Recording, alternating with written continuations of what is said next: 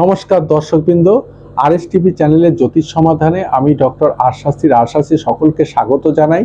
দর্শকবৃন্দ, আজকে 27শে জুন, আজকে শুভ রথযাত্রা, অর্থাৎ আজকে শুভ সোজা রথযাত্রা যাকে বলা হয়। তাই আমার পক্ষ থেকে এবং আমার চ্যানেলের পক্ষ থেকে আমার সকল দর্শকবৃন্দকে আজকে এই শুভ রথযাত্রার প্রীতি শুভেচ্ছা, আন্তরিক অভিনন্দন জানাই।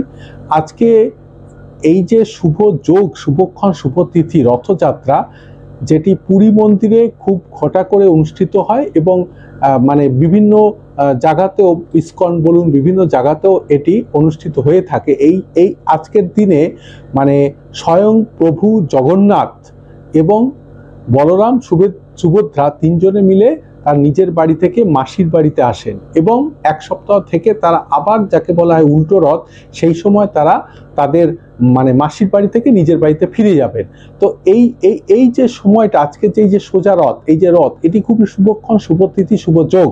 এবং আজকের এই যোগের সঙ্গে আবার মিলে গেছে এই মা কামাখ্যা মন্দিরে অম্বাবচীর একটি অনুষ্ঠান।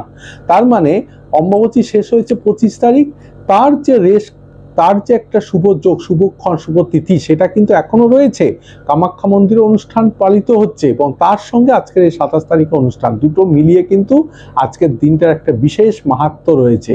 আজকের এই দিনে কিন্তু আপনারা বিভিন্ন রকম শুভ অনুষ্ঠান করতে পারেন, বাড়িতে করতে পারেন, কিছু কেনা বেচা করতে পারেন, বিভিন্ন রকম যে যদি আপনাদের মনে কিছু কাজ করার ইচ্ছা থেকে এই সময় করে নেবেন, এতে আপনাদের শুভ ফল পাবেন। ভালো যোগ রয়েছে, ভালো তিথি রয়েছে, ভালো কোনো শুভ অনুষ্ঠান এই সময় আপনারা করতে পারেন। যাই হোক, আমি থাকছি এখন কামাখ্যা মন্দিরে। কামাখ্যা মন্দিরেও কিন্তু আজকে রথের বিশাল অনুষ্ঠান হচ্ছে বা হবে।